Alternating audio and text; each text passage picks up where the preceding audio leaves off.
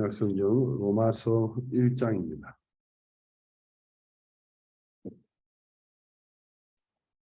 로마서 1장 16절과 17절을 읽도록 하겠습니다. 로마서 1장 16절과 17절입니다. 찾으신 줄 알고 제가 읽겠습니다. 내가 복음을 부끄러워하지 아니하노니 이 복음은 모든 믿는 자에게 구원을 주시는 하나님의 능력이 됨이라. 첫째는 유대인에게요 또한 헬라인에게로다. 복음에는 하나님의 의가 나타나서 믿음으로 믿음에 이르게 하나니 기록된 바 오직 의인은 믿음으로 말미암아 살리라 한가 같으니라. 두 구절을 읽었습니다. 제가 이번에 박욱수 목사님께서 그라시 합창단과 더불어 멕시코에 오셔서 중남미 수양회 및 또 CLF를 인도하셨는데 저는 이제 박 목사님께서 이제 적어도 1년에 한 번은 멕시코를 2010년부터 계속해서 방문하고 계시고 또 이어서 중미 한 나라, 남미 두세 나라를 매해 방문을 하세요. 그러다 보니까 연중에 목사님과 동행할 수 있는 시간이 서너 번 되는데 그 서너 번이 그냥 동행하는 게 아니고 대체적으로 제가 이제 대장을 할 때도 물론 한국에서도 대장이 오시지만 주최 측에서 대장을 할 때도 있고 또는 이 중남미 현지에서 주로 진행을 할 때가 참 많습니다. 그럼 이제 중남미 주최 측이 되거나 또는 진행을 하게 되면 목사님과 함께 있을 시간이 굉장히 많아요. 처음에는 제가 일을 잘 할 줄 몰라서 일도 하면서 배우는 겁니다. 근데 처음에는 그냥 막연히 잘하려는 생각만 있었어요. 그러면서 실수도 많이 했고 또 낭패도 많이 겪었는데 일을 해가면서 일을 잘 하려는 그 의지보다도 이 행사까지 강사로 오셔서 말씀을 전하시려는 분이 왜 오시는가, 무엇을 위해서 오시는가, 무엇을 하려 하시는가, 그것을 이해하는 게 더 중요하다는 사실을 알게 되었습니다. 학교 가다 보면은 학교의 교칙에서 또는 교훈에서 학교의 어떤 좌우명 같은 게 있어요. 우리 학교가 목표로 하는 거. 그리고 이제 그 교무실 같은 데 가보면 학교의 연혁에서 우리 학교는 어떻게 세워졌는가, 또 우리 학교가 지향하는 목표는 뭔가, 학교의 비전은 뭔가 이런 게 꼭 붙어 있어요. 그래서 보면은 우리는 누구인가 해서 이 학교가 어떻게 설립되었는지, 설립자는 누구고 언제 어떻게 세워졌는지, 그리고 이제 학교가 현재 하고 있는 일들, 또 학교의 비전, 이런 세 가지가 꼭 붙어 있어요. 근데 이제 이런 법칙이 여러분이 이제 웹페이지를 들어가 보면 어떤 회사나 단체 웹페이지에 보면 이 세 가지가 꼭 나와요. 모든 언어로 다 나와요. 첫 번째, 우리는 누구인가? 이 페이지를 만든 사람들은 누구인가? 왜 만들었는가?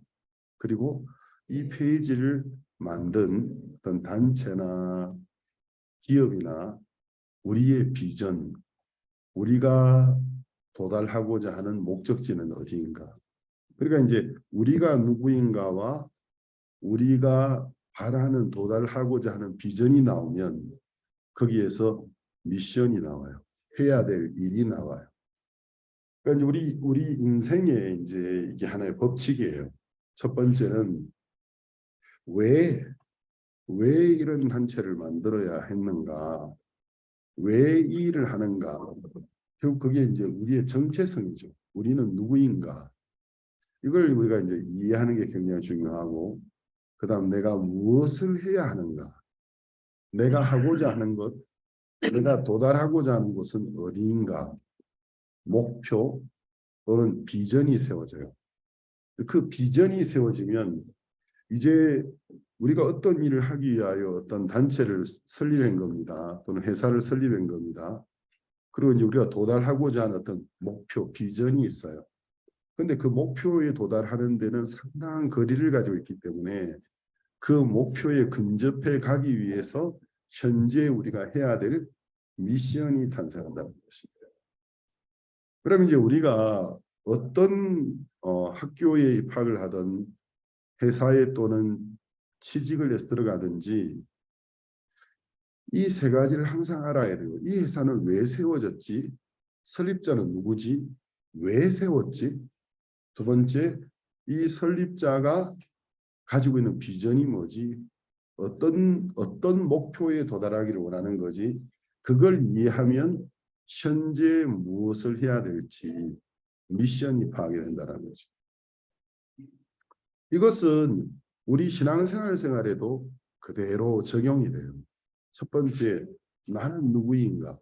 나는 구원받은 하나님의 아들이다, 딸이다. 하나님 날 왜 구원하셨지? 왜 구원하셨을까?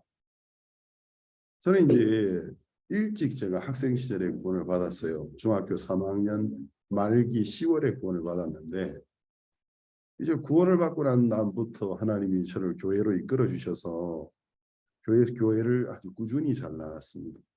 근데 고등학교를 입학하면서 같은 학교에서 구원받았던 우리 친구 형제들이 다 흩어졌어요. 학교가 서로 다르니까. 저는 이제 제가 입학한 그 학교에서 월요일 날마다 이제 운동장에서 조례라고 하죠. 요즘도 있는지 모르겠습니다. 있습니까? 이제 없어졌죠.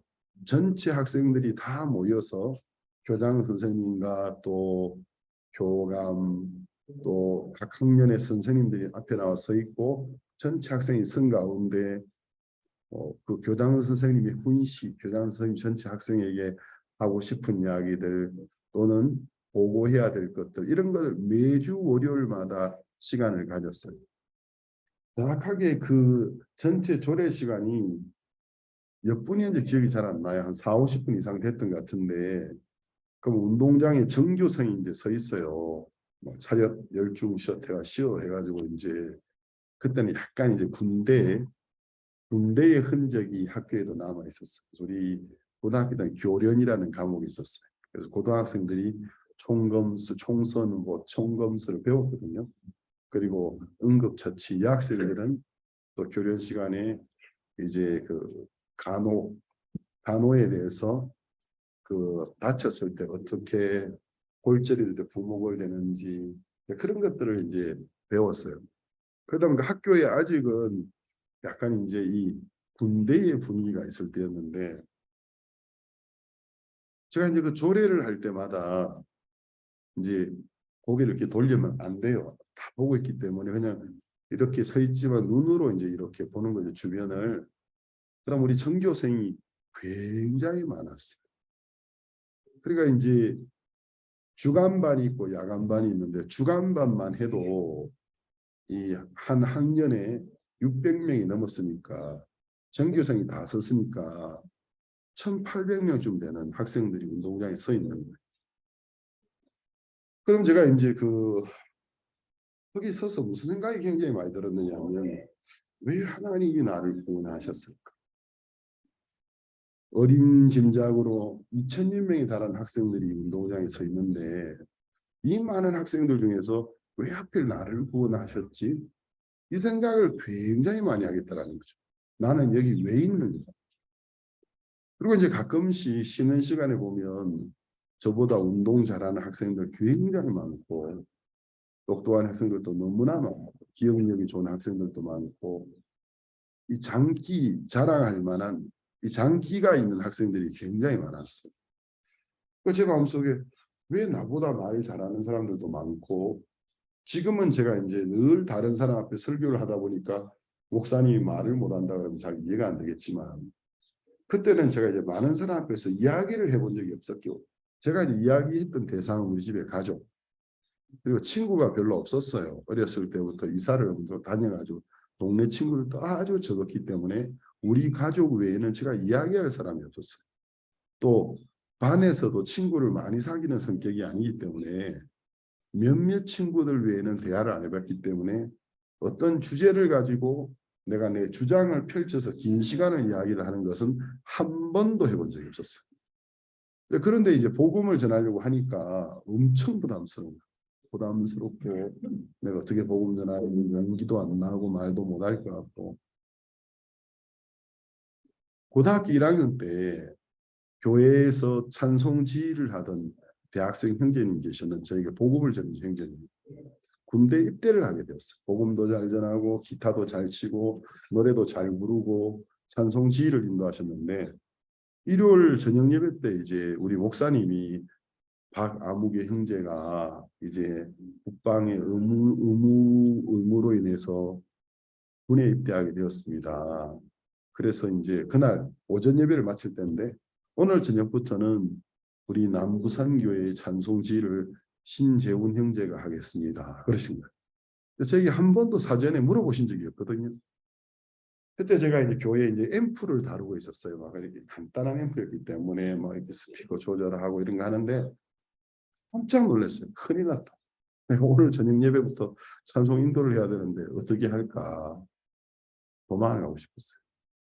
근데 이제 도망을 가려고 하니까 성경에서 피하지 우리 교회에서 배운 게 피하지 말아라.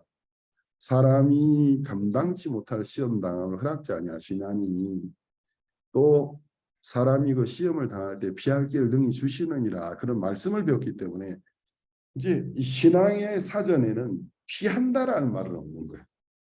제 신앙의 사전에는 피한다라는 말이 없어요. 저는 그걸 배워본 적이 없어요. 그걸 가르쳐 준 건 사탄이지 하나님은 저에게 도망가는 걸 가르쳐 주신 적이 없어요. 그러니까 마음에서는 막 도망가고 싶은데 도망가는 걸 하나님 기뻐하지 않는다는 생각이 들었기 때문에 너무 긴장이 돼가지고 그 형제님한테 저는 4분의 4박자도 지휘할지 모르고 4분의 3박자도 모르는데 어떻게 찬송 지휘합니까 하니까 아 그거 쉬워 어떻게 해요? 그러니까 4분의 4박자는 무조건 4번만 채우면 돼. 그러면서 가르쳐 주는데 저는 모르겠거든. 그냥 하나 둘 셋 넷 해 아니면 하나 둘 셋 넷 이렇게 하든지 조금 방법이 나오면은 하나 둘 셋 넷 이렇게 해도 되고 이게 가장 이상적인 거지만 이게 좀 어려우면 그냥 사각형을 그려 하나 둘 셋 넷 아니 거꾸로 그려 하나 둘 셋 넷 4분의 3박자는 그냥 삼각형 그래가지고 제일 이상적인 것은 하나 둘 셋이지만 이게 어려우면 그냥 하나 둘 셋 아니면 하나 둘 셋 이렇게 해도 돼. 그래가지고 이제 벌벌 떨면서 찬송 지휘를 배웠어요. 그날 저녁에 이제 찬송 지휘자가 예배에 차지하는 비중이 굉장히 커요. 요즘은 교회별로 예배 시간에 찬송 지휘 시간, 찬송 시간이 좀 줄어드는 경향이지만 그때는 꼬박 30분을 불렀단 말이에요. 찬송 지휘자가 꼬박 30분을 찬송을 지휘하고 중간중간 멘트를 또 해야 돼요. 찬송을 계속 지휘할 수 없잖아요. 그래서 하다가 또 적절한 때에 찬송에 맞는 어떤 멘트를 알려야 되는데 무슨 말을 해야 될지도 모르겠고 그날 이제 그 요즘같이 찬송 지휘대가 이렇게 일종의 작은 강대상처럼 돼서 몸을 가려주면 찬송가 올려놓고 하면 되는데 그때는 그냥 마이크 대가 하나 있고 마이크 하나 있었기 때문에 손으로 찬송가를 들고 지휘를 해야 됐어요. 그 손에 찬송가를 치니까 손이 부들부들 떨리는데 그 손이 부들부들 떨리는 게 다 보여요. 근데 이제 얼마나 떠느냐 하면 그냥 안 보이게 떠는 게 아니고 거의 거의 지진이 나는 수준으로 부들부들 떠니까 이 찬송가가 부들부들 떨려요. 손도 이게 안 돼가지고 부들부들 떠니까 형제 자매님들이 찬송 시간에 엄청 웃는 거야. 찬송을 안 부르고 찬송 지휘자 저를 바라보면서 킥킥킥 웃으면서 그냥 정말 비 오는 날 뭐 떨듯이 개 떨듯이 부들부들 떨고 있는데 형제들 엄청 기뻐하시다. 그러면서 이제 찬송 지휘 때마다 그냥 땀으로 범벅이 되고 꼭 땀으로 샤워한 거예요. 근데 이제 이걸 계속 해나가다 보니까 점점 침착해지고 또 이제 찬송 지휘를 꽤 잘하게 되고 멘트도 적절히 하면서 야, 지휘 잘한다. 중간중간 멘트 잘한다. 이런 말도 들었어요. 고등학교 졸업할 때까지. 나중에는 제가 전도자가 되고 난 다음에 선교 나오기 전에 기쁜 소식 선교의 공식 찬송 지휘자가 됐어요. 여러분이 태어나기 전입니다. 태어나기 전에 수양회 때마다 찬송을 지휘했었습니다. 근데 이제 하나님이 이제 저를 그렇게 가르쳐 가셨는데 교회에서는 찬송 지휘도 배우고 좀 있으니까 주일학교 교사를 하라고 하더라고요. 주일학교 4학년 교사인가 하면서 처음에는 부교사, 나중에 전교사, 아이들에게 설교 중에서 어린이들 설교하는 게 굉장히 어려워요. 근데 이제 어른에게 설교하는 것보다 어린이 설교가 굉장히 어려운데 여러분이 설교를 잘하는 사람이 되고 싶으면 어린이 설교를 먼저 시작해야 돼요. 어린이 설교는 예를 들어 제가 이제 오늘 뭐 다윗과 골리앗의 이야기를 하고 싶다. 그러면 어린이들에게 설교하기 위해서는 그 본문을 적어도 10번을 정독을 해야 됩니다. 10번을 정독을 해서 딱 성경을 듣고도 줄거리가 성경 보듯이 기억이 나야 돼요. 그러니까 그 줄거리가 내 머릿속에 선명하게 기억이 나야 되고 그 줄거리가 분명히 기억이 나야만 그걸 내가 이제 아이들에게는 말로만 설교를 할 수 없어요. 이제 동작을 취해야 되는 거죠. 액션이 들어가야 돼. 그래서 뭐 다윗의 흉내를 냈다가 거인 골리앗의 흉내도 내야 되고 또 뭐 짐승의 소리도 내야 되고 춤도 춰야 되고 근데 그런 동작을 하면서도 줄거리가 정확하게 마음속에 있어야 돼. 있어야지 그런 동작 액션을 취하면서 부가적인 설명을 하면서 영적인 의미를 전달할 수 있단 말이에요. 그래서 이제 주일학교 교사 훈련을 매주 목요일마다 받았는데 그때 이제 우리가 어떤 식으로 했느냐 하면 먼저 모여 찬송 부르고 간증을 한 주간 있었는데 간증 그 다음은 이번 일요일 날 학생들에게 전할 본문을 선정해요. 본문을 선정하고 함께 그 자리에서 10번을 정독하는 거예요. 10번을 정독하고 자 이제 모두 성경을 덮으세요 하면 성경 다 덮고 줄거리를 발표해야 돼. 근데 거의 읽듯이 발표를 해야 돼. 근데 이제 훈련이 안 된 사람은 줄거리 자체가 안 돼요. 그래가지고 10번을 정독했는데 듣고 얘기하면 그 다음 뭐더라 이러고 있으면은 이제 교사 모임이니까 웃으면서 끝나는 게 아니고 벌이 있었단 말입니다. 저 아무개 선생님 저 벽에 손 들고 있어요. 다 쳐다보는 그러면 이제 그것이 힘든 건 아니지만 얼마나 부끄러워요. 손 들고 무릎 꿇고 손 들고 있다가 다시 오세요. 그러면 그럼 또 집중해서 읽고 이제 그래서 이제 듣고도 발표를 잘하게 되면 줄거리를 다 발표를 잘하면 그럼 지금부터는 이 줄거리에 살을 좀 붙여서 영적인 의미 여러분이 학생들에게 전달하고자 하는 영적인 의미를 한번 붙여서 이야기해 봅시다. 그러면서 이제 각자 일어나서 하는데 일어나서 할 때 어린이들이 한 20분 설교라면 각자가 20분을 하진 않아요. 그러면 뭐 훈련 시간이 몇 시간이 되지 않으니까 한 5분 10분 정도만 각 교사가 앞에 나와서 한 부분을 액션을 넣어가면서 한단 말입니다. 그러면 이제 교사들이 지켜보면서 그 액션이 약하다. 액션 더 강하게 그리고 왜 설교하면서 인사를 그랬으냐 더 웃어라. 웃을 때는 크게 웃어라. 이러면서 훈련을 했단 말입니다. 이런 훈련들이 찬송 지휘자가 되고 주일학교 교사가 되고 이런 것들이 저로 하여금 점점 복음을 전하기에 좀 더 편한 사람으로 만들어가기 시작했어요. 박 목사님께서도 주일학교 설교부터 시작하셨거든요. 그래서 박 목사님께서는 지금도 설교하실 때 보면은 그 거의 어린이 주일학교 설교하다시피 마이크를 들고 이제는 어린이를 대상으로 하는 건 아니기 때문에 단어나 표현은 좀 어른들에게 하시지만 액션이라든지 이런 것은 주일학교 학생들에게 설교하실 때의 그 기본을 가지고 계세요. 근데 그게 굉장히 효과적이에요. 어른들에게도. 38년 된 병자 얘기할 때는 그냥 38년 된 병자가 있었습니다 하는 것보다는 갑자기 땅바닥에 철푸덕 앉으셔가지고 38년 병자가 돼가지고 구걸하는 모습을 하시다가 일어나 걸으라니까 막 자리를 들고 자리가 없으니까 의자를 들고 일어나시고 이런 것들이 주일학교 설교를 하면서 배우시. 여러분도 그래서 설교를 잘하려고 그러면 주일학교 설교를 좀 배워보세요. 그래서 제가 이제 학교에서 왜 하나님 나를 구원하셨지? 이 생각을 참 많이 했어요. 그래서 한 번 생각하고 두 번 생각하고 세 번 생각하고 생각을 많이 하면 할수록 하나님 내가 복음 전하기를 기뻐하신다라는 답이 나왔어요. 어느 날 박목사님 설교를 들었는데 이 세상에 존재하고 있는 모든 물건은 그 물건을 만든 사람이 있습니다. 그리고 그 물건을 디자인한 사람이 있습니다. 그러면 모든 창조된 물건은 그 물건을 만들고 그 목적에 맞게 디자인한 그 디자이너의 뜻에 맞게 쓰임을 받을 때 가장 가치가 있는 겁니다. 그럼 예를 들어서 여기 있는 이 세라믹으로 되어 있는 세라믹 맞죠? 이 세라믹으로 되어 있는 이 컵은 잔은 디자인이 이렇게 되어 있어요. 물을 담기에 가장 좋게 되어 있어요.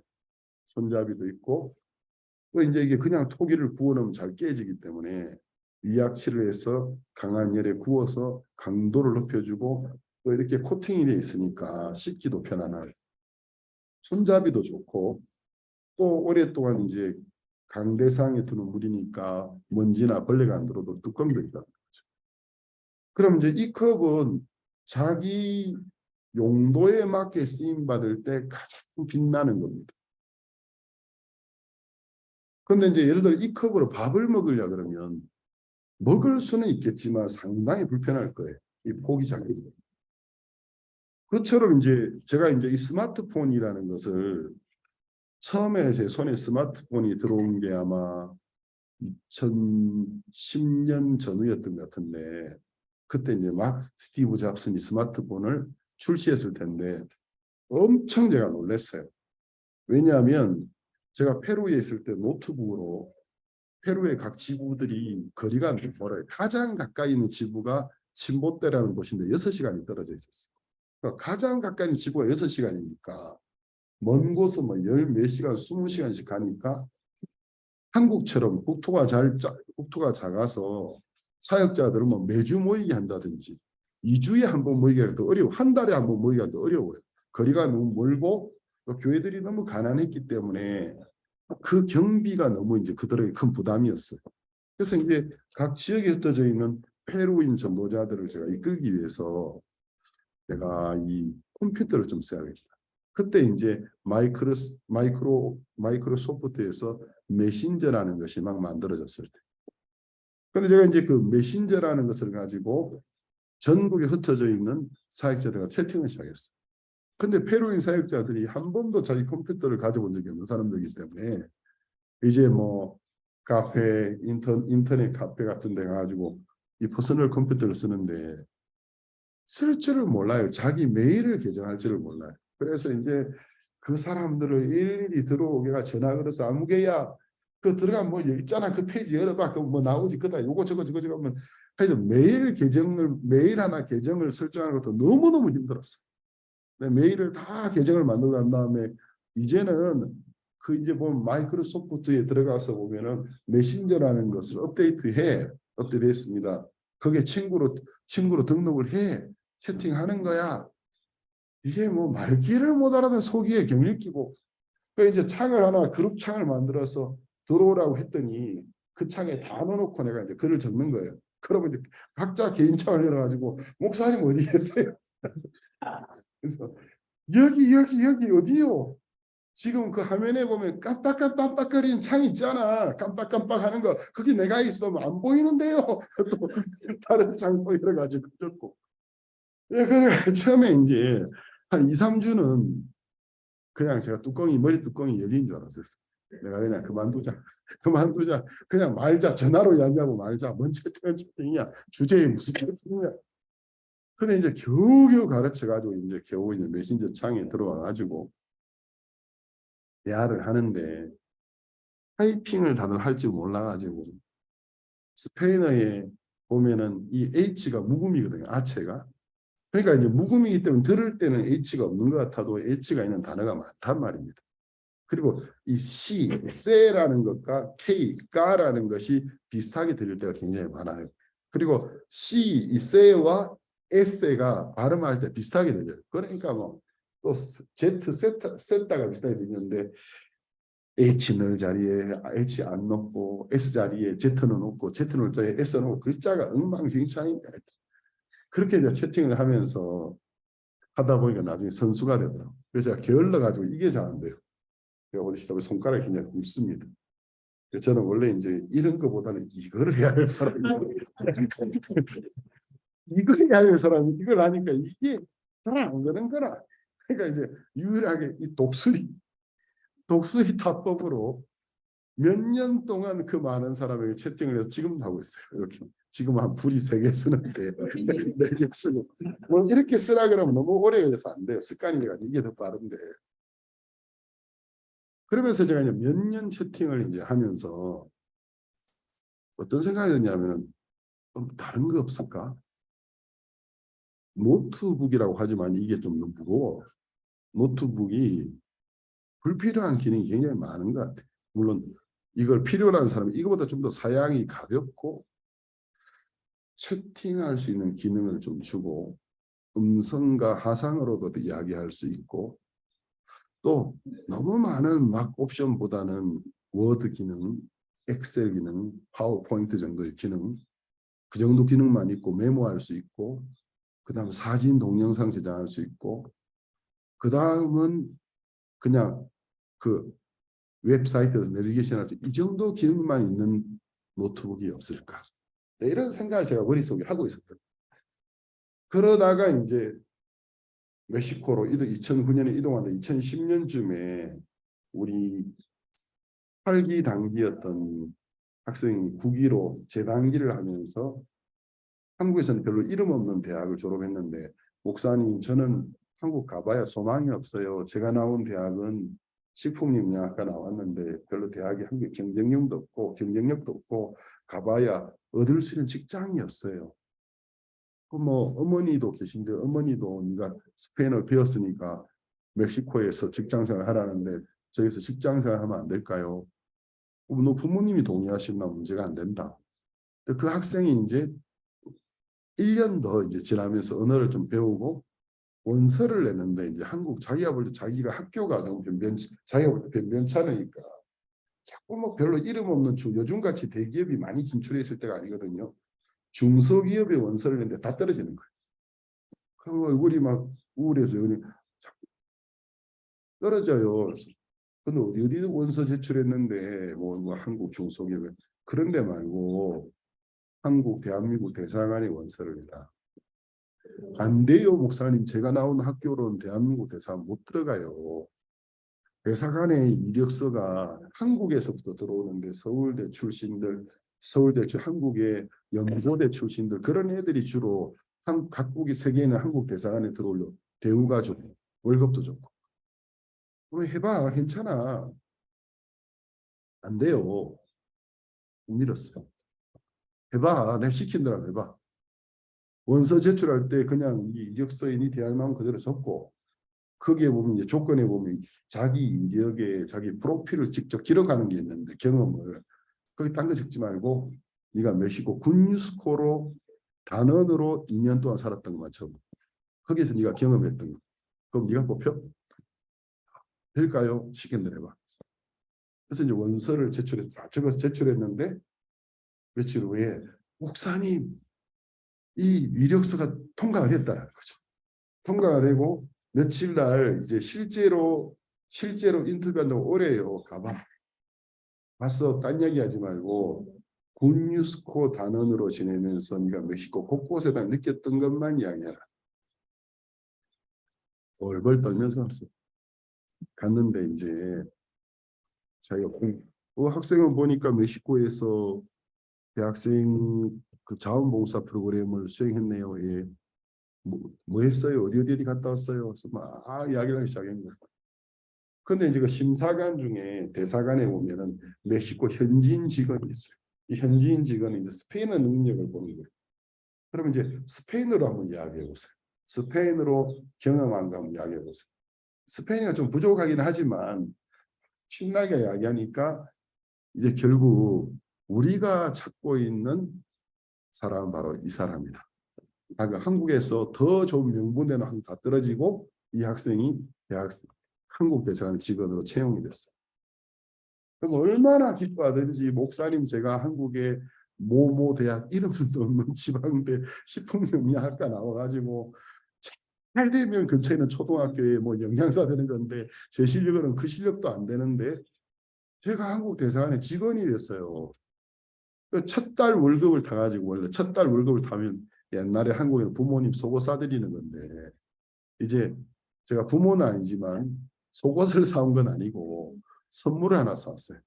뭐냐면은 이 애플사의 아이폰을 하나 샀어요. 그게 이제 제가 이제 아이폰을 쓰게 된 계기, 오늘날까지 아이폰을 쓰게 된 계기. 제가 뭐 애플사 계열을 사랑해서 아니고 내 손에 처음 들어온 핸드폰이 애플사의 아이폰이다 보니까 쓰다 보니까 이게 또 호환이 안 되네. 이게 콤파티블리가 아니에요. 그러다 보니까 안드로이드하고는 안 돼요. 그러니까 이제 쓰다 보니까 태블릿이 필요하고 그것도 이제 태블릿 애플사가 필요하고 또 노트북하고 안 돼. 하다 보니까 맥북이 필요해. 이러다 보니까 이제 전부 제가 이제 아이폰 하다 보니까 제가 그러니까 우리 집 모든 식구는 대한민국을 배반하고 대한민국을 배반하고 애플사 이제 계열의 이제 가족이 되었어요. 제 수중에 제가 그 아이폰이 처음 들었을 때 처음에는 요거보다 훨씬 작은 거였는데 이거 왜 이렇게 조그마냐 이거 어떻게 글씨 어떻게 치냐 손가락이 이렇게 굵은데 이게 그때는 감각이 없어가지고 안 써져요. 이게 물이 쫙 던져버릴까 이거 어떻게 하면 되는데 자꾸 하다 보면 습관이 생기는데 처음에는 이거 뭐 자판도 헷갈리는데 이건 뭐냐 이거. 근데 이제 제가 이제 조금씩 보다가 너무너무 신기한 거예요. 왜냐하면 제가 찾고 있던 제 머릿속에 구상하고 있던 것이 이건 거예요. 그때 이제 야 나는 이런 형태까지 구체적으로 생각을 못했어요. 그냥 노트북이 좀 더 가볍고 너무 불필요한 기능 말고 워드 기능이 되고 그 다음에 엑셀을 쓸 수 있고 파워포인트 정도 되고 동영상 저장, 사진 저장할 수 있고 그 다음 채팅 기능을 실행하게 해주고 또 하면서 음성과 화상 통화를 가능하게 해주는 그리고 인터넷을 쓰면 그 정도 기능이 없을까 했는데 스티브 잡슨이라는 천재가 저보다 먼저 고민을 하고 돈 될 줄 알고 만들어놨더라고요. 그래서 저는 멀리서 스티브 잡슨을 쫓아가다가 이런 이제 운영 체제는 말고 디자인만 생각하다가 이 세상의 모든 것은 이렇게 만들어진 목적이 있습니다. 그 목적에 맞게 디자인되어 있습니다. 목사님 이제 이 설교를 굉장히 강하게 하시면서 이 구원받은 모든 형제자매들은 왜 많고 많은 사람들 중에서 하나님이 나를 구원하시는지를 기억해 봐야 됩니다. 하나님 내가 무슨 일을 하기를 원하시는지 생각해야 됩니다. 그래서 그 목적에 맞게 여러분의 인생이 사용되어질 때 여러분은 가장 복된 삶을 살게 됩니다. 제가 이제 그날 그 설교를 들으면서 생각해 봤어요. 나를 향한 하나님의 뜻은 뭐지? 그래서 이제 고등학교 시절에 나는 누구인가? 나는 어디서 왔는가? 나는 왜 구원을 받았는가? 나는 왜 이 자리에 있는가를 수도 없이 생각해 봤어요. 그런데 이제 이 질문의 답은 항상 하나로 끝났습니다. 하나님 나에게 복음을 전하게 하시기 위해서 복음을 섬기게 하기 위해서 나를 구원하셨구나. 그럼 복음을 위해 사는 것도 여러 가지 종류가 있어요. 학교를 졸업해서 직장 생활을 하고 돈을 벌면서 복음을 섬기는 길이 있는데 제가 이제 이 부분에 대해 깊이 생각할 때 내가 먹고 살기 위해서 하루에 굉장히 많은 시간을 일만 하고 있다는 게 너무 아깝게 느껴져요. 차라리 그 시간을 내가 다 하나님께 드리면 좋겠다. 먹고 살기 위하여 하루 종일 일하는 삶, 평생을 노예처럼 일하는 삶을 산 것은 이 지구상에 수백만, 수천만, 수억, 수십만의 사람이 이미 그렇게 살았어. 그 사람들이 죽으면서의 말은 허무하다는 이야기였어. 나처럼 살지 말고. 그럼 내가 왜 이미 답이 뻔한 건데 허무하다고 이야기하고 있는데 그 허무하다는 답을 뻔히 알면서 인생을 소모해야 되지. 나는 너무 아까운 것 같아, 그건. 그러니까 입에 풀칠하고 살기 위해서 하루에 뭐 6, 7, 8시간 하루 종일 일하고 집에 돌아와서 녹초가 돼 들어와서 밥 먹고 씻고 TV 보다가 좀 잡담하다가 자고 다음날 이건 내가 볼 때 너무 인생을 허비하는 것 같아. 그건 노예의 삶이야. 내가 이 삶을 좀 더 자유롭게 많은 사람도 만나고 세상 곳곳에 여행하면서 복음을 섬기고 싶다. 이 마음이 들었어요. 이것처럼 내가 누구인지를 정확하게 알아야 그 다음 무엇을 위해 살아야 될지가 결정이 나는 것입니다. 모르겠습니다. 여러분이 한 달에 월급을 뭐 4, 500만 원씩 받고 어떤 사람 1,000만 원씩 받고 많이 받는 사람 몇 천만 원 그런 직장을 얻는다고 해서 과연 그것이 마음을 채워줄 수 있을까? 과연 그것이 나를 정말 행복하게 느껴질 수 있을까? 그렇지 않다고 생각합니다. 제가 이제 이 군유스코 다는 학생들이 대부분 다는 때 잘 지내요. 그리고 떠날 때쯤 되면은 자기가 봉사했던 그 나라에서 돌아가기 싫어하면서 저 여기 있으면 그냥 있으면 안 될까요? 저 여기서 그냥 학교를 이제 바꾸어서 혹시 제가 다니는 학교하고 교환 학생이 되는 학교가 있으면 그냥 저 여기서 하면 안 될까요? 아니면 차라리 그냥 처음부터 다시 시작해서 유학을 하면 안 될까요? 이런 학생들 굉장히 많아요. 지금까지 굉장히 많았습니다. 그리고 또 한국에 가서 졸업하고 저 반드시 직장을 여기 와서 하겠습니다. 근데 그런 학생들이 굉장히 많아요. 그중에 일부는 정말 그렇게 또 하고 있습니다. 근데 이제 그렇게 좋았던 학생들이 한국에 돌아가면 굉장히 짧은 시간 안에 많은 퍼센트 학생들이 과거의 삶으로 돌아가 버린 거예요. 근데 처음에는 이래요. 가기 싫어 울고 하다 어떤 학생은 목사님 저 그냥 보내실 거예요 하고 막 우는 거예요.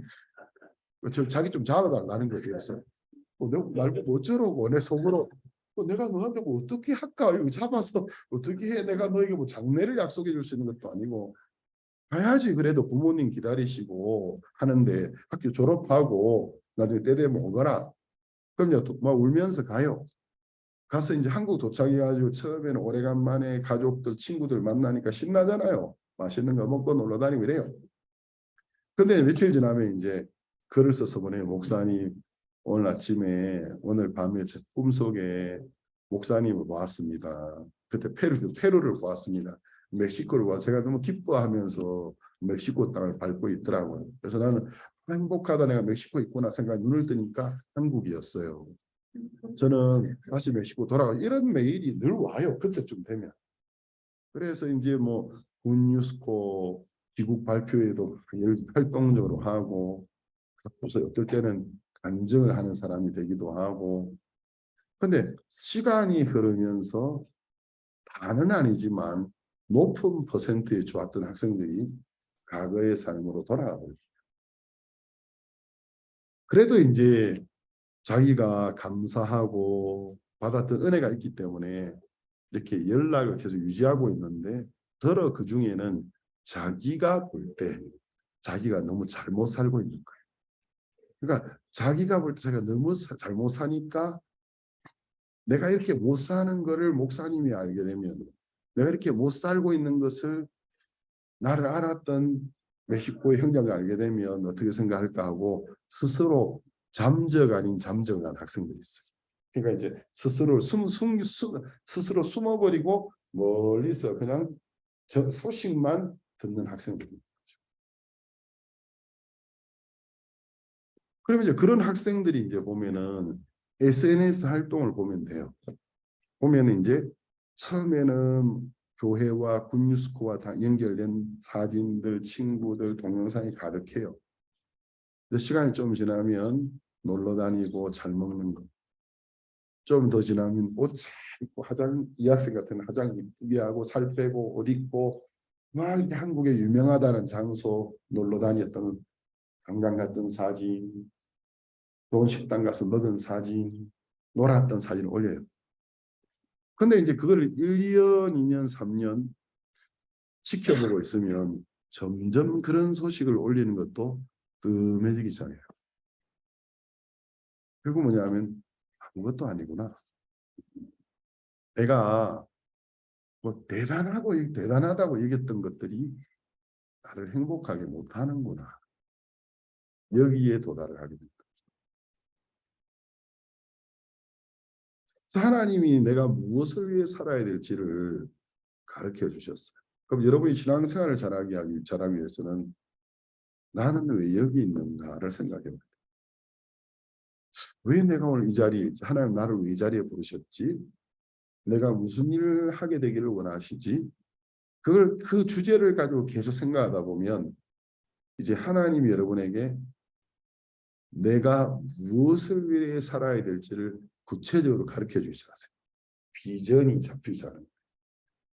그럼 이제 나는 누구인가라는 문제가 분명해지면 비전이 잡혀요. 그럼 인생의 비전이 굳게 형성되면 그 다음은 그 비전의 그 목표에 도달하기 위해서 내가 수행해야 되는 미션이 탄생하게. 그래서 이제 모든 웹페이지, 회사, 단체, 학교의 웹페이지나 그 건물을 찾아가 보면 이 세 가지가 이거는 전 세계의 공통이에요. 어떤 언어권이 똑같아요. 언어만 다르지 우리는 누구인가, 우리가 지향하는 미션은 무엇이다. 그리고 미션에 도달하기 위해서 우리가 지금 수행하고 있는 비전에 도달할 수행하는 미션은 뭐 이게 꼭 나와요. 그럼 우리 신앙생활도 그렇다라는 거죠. 제가 이제 박욱수 목사님이 오시면 목사님 옆에 동행을 하면서 이제 목사님을 저하고 있는 세대 차이도 있고 나이의 차이도 많이 나고 살아온 세대도 다르고 어떤 또 목사님의 어떤 영적인 역량도 다르기 때문에 제가 목사님을 존경하고 어려워하는 마음도 있어요.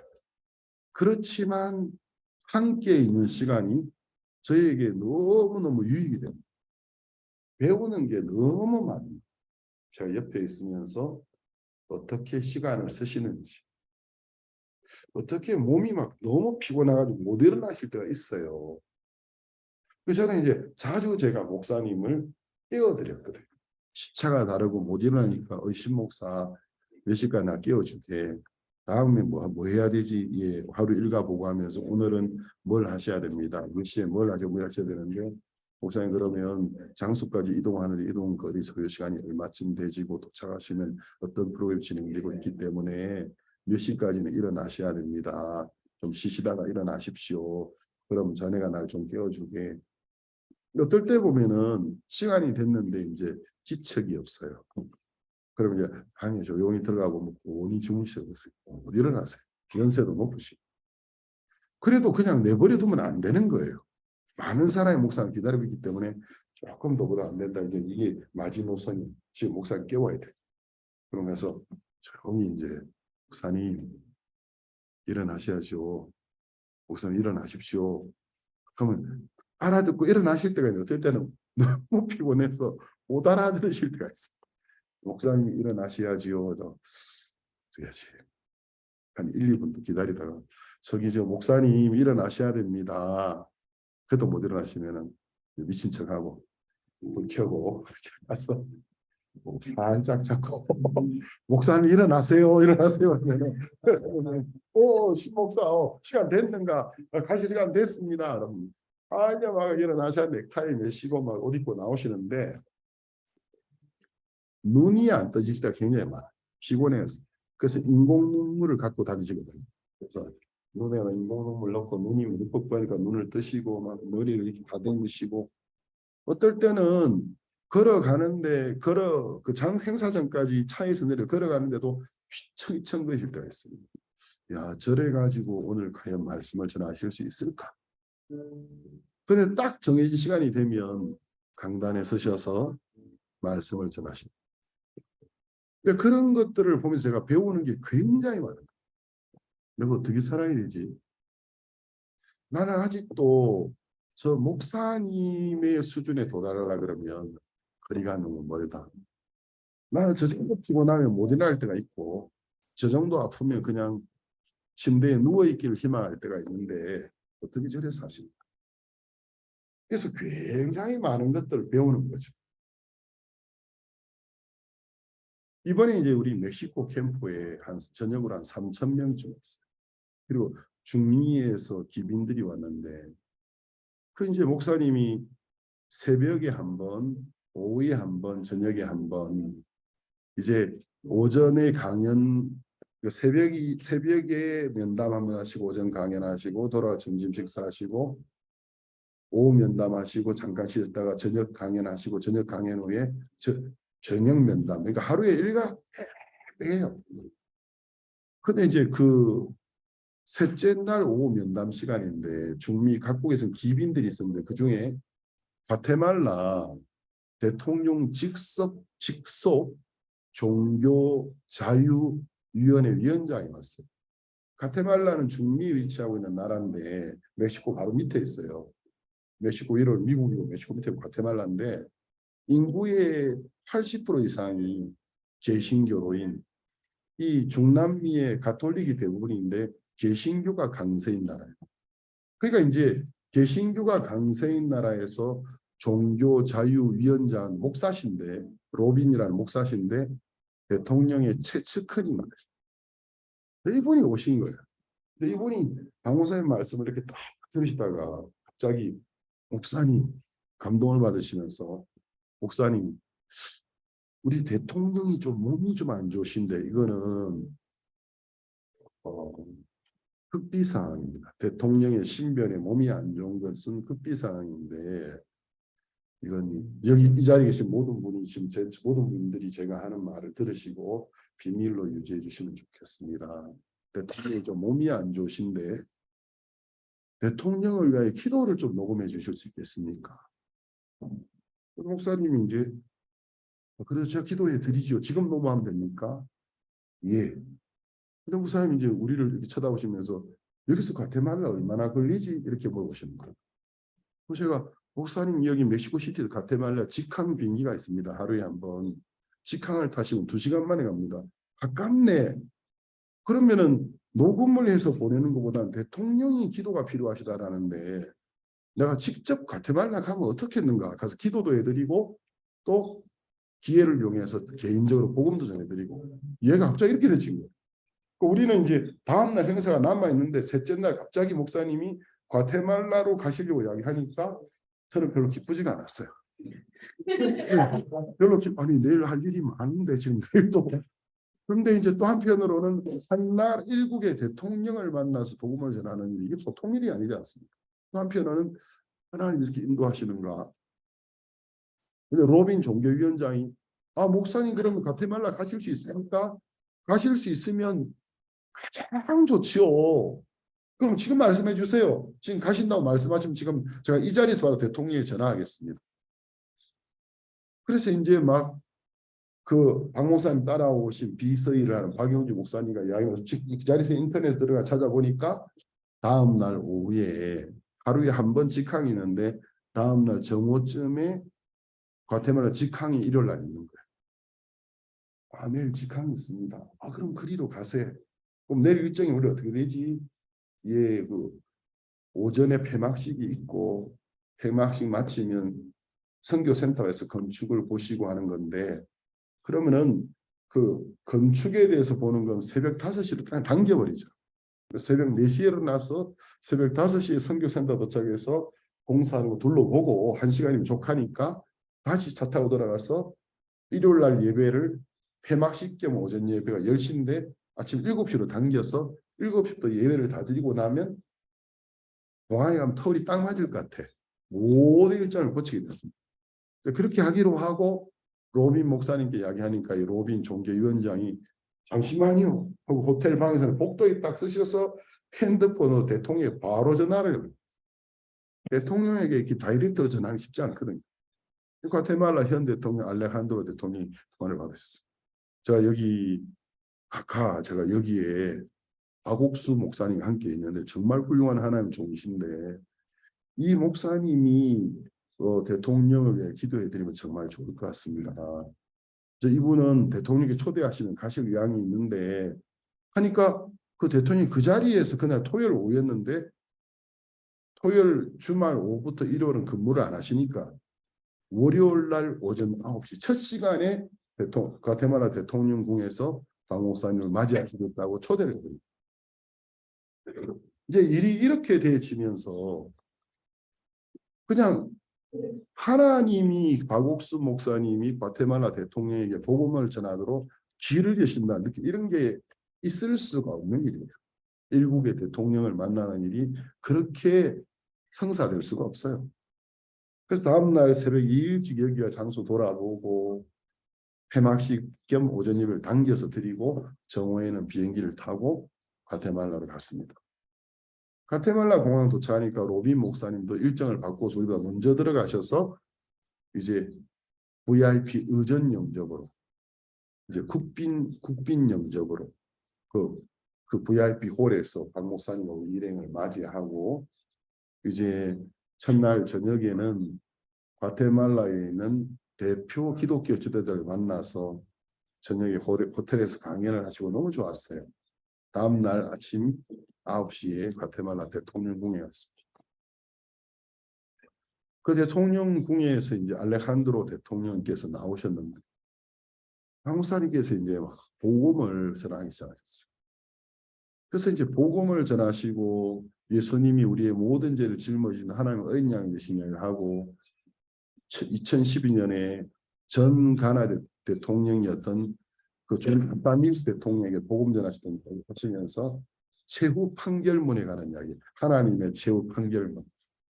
그래서 법정에서 내가 죄인이냐 죄가 없냐를 판결하는 건 스스로 판결하는 게 아니고 판사가 결정하는 겁니다. 하나님이 우주의 대재판장이신데 그분이 우리에 대한 최종 판결문을 성경에 적어 놓으셨습니다. 로마 3장을 읽으셔서 모든 사람이 죄를 범하였으니 하나님 영광을 이루지 못하더니 자 모든 사람 죄인입니다. 대통령 각각께서도 대통령이시지만 인간이기 때문에 죄를 분명히 지으셨을 거예요. 예, 그렇습니다. 모든 사람이 죄를 지었으니 하나님 영광을 이루지 못하더니 이게 우리에 대한 판결입니다. 근데 그 다음 최종 판결이 나오는데 예수 그리스도 안에 있는 구속으로 말하면 하나님의 은혜로 값 없이 의롭다 하심을 얻은 자 되었느니라. 우리가 죄인이 맞습니다. 그러나 하나님이 이런 우리를 불쌍히 여겨서 예수님을 보내어서 예수님이 우리의 모든 죄의 값을 죽으셨기 때문에 예수 그리스도는 구속, 그 하나님의 은혜를 값없이 믿음으로 말미암아 의로워졌다고 말씀하셨습니다. 하나님 지금 의롭다고 하십니다. 조나탄 밀스 대통령이 그 복음을 듣고 구원을 받으시고 나 이제 모든 죄가 사함받았다. 난 천국에 갈 준비가 되었다. 그렇게 기뻐하시고 몇 시간 후에 임종하셨거든요. 그 이야기를 박 목사님께서 알렉산드로 대통령에게 이야기했어요. 그러니까 대통령에게 전했던 복음을 전하니까 이게 너무 유효한 예인 겁니다. 대통령이 딱 받아들이시고 목사님 질문하셨어요. 알레칸드로 대통령 각하, 대통령 이제 죄가 있습니까? 그러니까 이분이 너무 단호하게 없습니다. 딱 그래요. 없습니다. 만일 죄가 있으면 예수님이 헛되이 죽으신 거죠. 자, 제가 다 씻어졌습니다고 복음을 딱 받아버리십니다. 그리고 이제 그라시 합창단이 이제 그 바리톤 신지영, 소프라노 최혜미가 그 과테말라의 제2의 애국가라고 부르는 노래를 불렀어요. 부르다가 가사 까먹어가지고 실수했는데 가사가 너무 길어서 까먹긴 했지만 대통령이 감동받아가지고 오늘은 저를 위한 날인 것 같습니다. 너무 기쁩니다. 박 목사님께서 오늘날 많은 교회들이 예수님이 우리 죄를 다 씻었는데도 이걸 잘 모르고 있습니다. 눈이 가려 있습니다 하니까 대통령이 목사님 교회들만 그런 게 아닙니다. 모든 사람들이 눈이 가려져 있습니다. 제가 씻었다는 사실을 모르고 있습니다. 그래서 목사님 같은 분이 있어야 되는 거 아닙니까? 목사님께 사람들의 마음의 눈을 벗겨주십시오. 그러면서 오늘이 내 인생의 내 대통령 재임 기간에 가장 즐거운 오전입니다. 모든 오전이 오늘날만 같으면 좋겠습니다. 그러면서 이제 교육부 장관에게 소개를 해주셨습니다. 그래서 그날 12시 반에 가테말라 교육부에 가서 클라우디아 교육부 장관을 만났는데 이 장관이 차관 그리고 한 7명의 각 부서장들 그리고 국회의 교육을 담는 하원은 10명이 모였어요. 그러니까 한 나라의 한 장관 부처의 임원이 장차관, 임원, 하원의원까지 다 모였어요.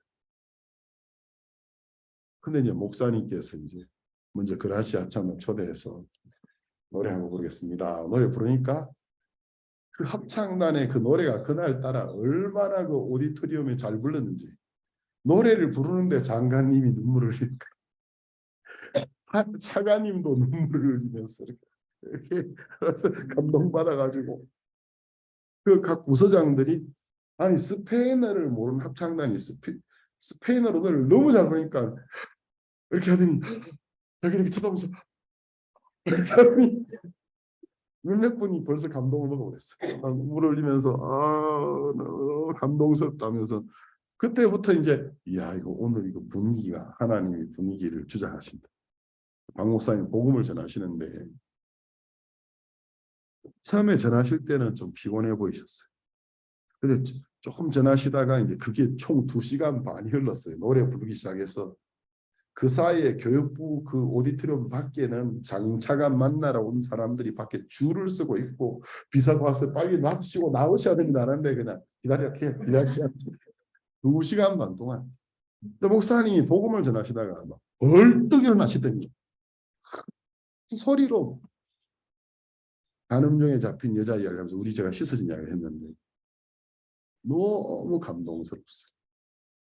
제가 이제 그날 목사님이 막 큰 소리로 복음을 전할 때 그 교육부 오디토리움에 갑자기 무슨 불이 켜지는 것 같은 느낌. 그래서 분위기가 확 순간적으로 바뀌면 사람들이 완전히 집중하는 걸 느꼈어요. 그래서 하나님 성령님이 역사하시는 거예요. 그러면서 이제 사람들의 얼굴이 기쁨으로 빛나고 그들이 무슨 개그 보고 웃는 그런 웃음이 아니고 왜 마음에서부터 올라오는 웃음이지 않습니까? 우리 제가 씻어졌거든요. 하고 많은 분들이 눈에 눈물이 글썽글썽하면서 눈물을 막 이렇게 닦기 시작하시더라고요. 목사님 메시지를 딱 마치셨는데 장관님이 본인이 간증하는지도 모르고 간증하시는 거예요. 제가 교사로서 26년인가 교사 생활을 했습니다. 제 마음에 꿈이 있었습니다. 제가 장관이 되어서 교육을 통해서 이 나라를 바꾸는 거였는데 하나님이 제 기도를 들으시고 꿈을 이루셔서 장관이 되게 하셨습니다. 근데 제가 오늘 장관이 되고 난 다음에 오늘 교육, 이 속죄, 제3의 희망의 메시지로 이 우리나라를 바꿀 수 있는 그림자, 이 일을 할 수 있는 정말 할 수 있는 분, 할 수 있는 단체를 하나님 제게 기도의 응답으로 보내주신 것을 알게 되었습니다. 그러면서 이분이 제가 씻어진 간증을 하신 거예요. 그러니까 이제 그날 오신 하원 의원이 제가 오늘 저를 이 자리에 초대해 주신 장관님께 너무 감사합니다. 원래 계획이 없던 자리였는데 갑자기 제가 오게 됐는데 제가 오늘 여기서 교육부가 정말 올바른 일을 하고 있는 걸 알게 되었습니다.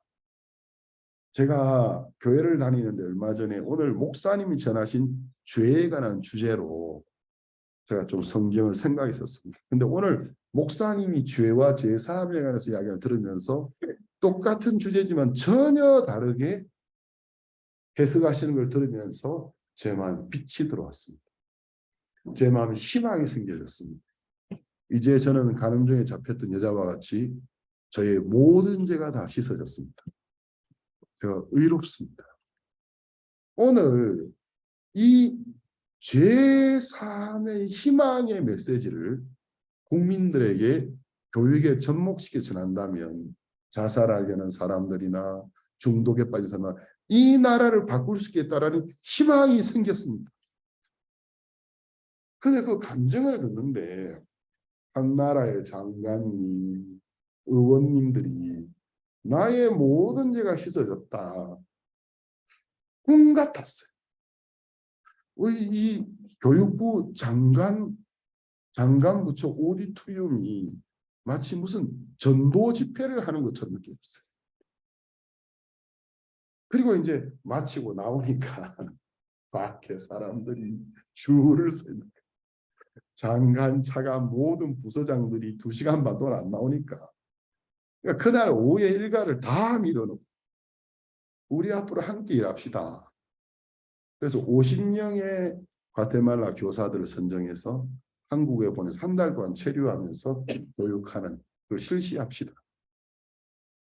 제가 이제 그날 이렇게 목사님과 함께 이렇게 걸어서 나오면서, 아직 제가 이번 여행에 가장 사랑하는 사진이 됐는데 이걸 내가 게시를 해야지 하면서 글을 하나 올려야지 생각했는데 아직 시간이 안 돼서 안 올렸습니다.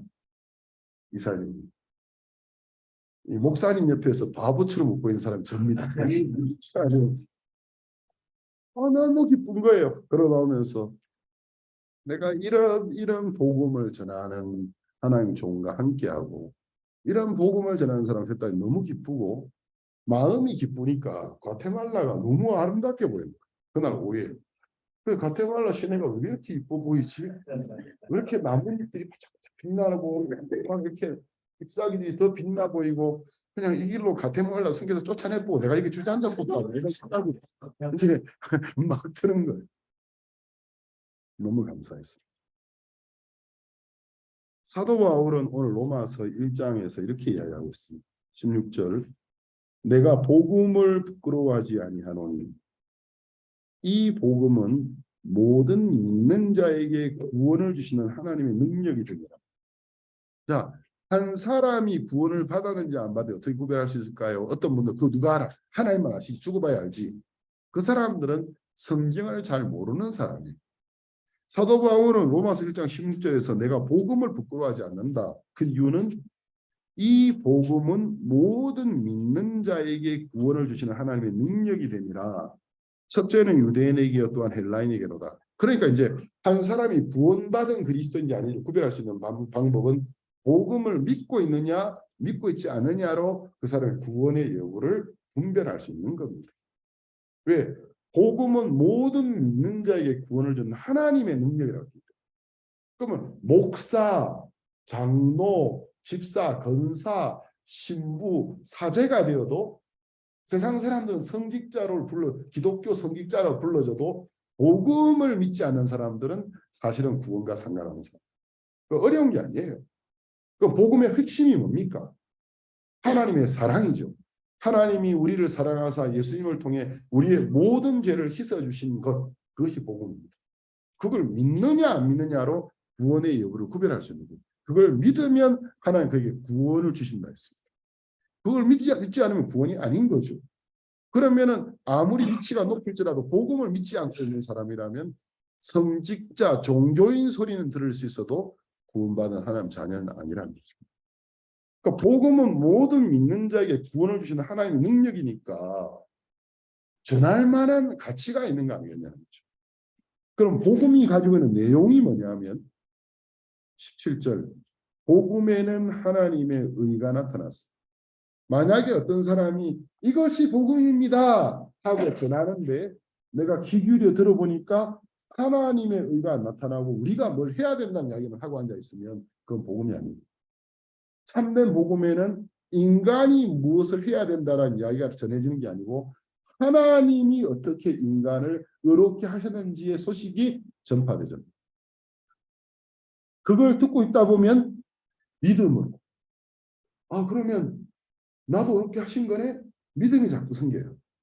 믿음에서 믿음에 이르게 합니다. 그럼 내 죄가 씻었다는 거네?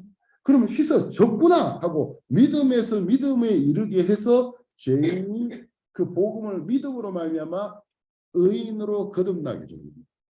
그래서 기록된 바 오직 의인은 믿음으로 말미암아 살리라 한 것 같습니다.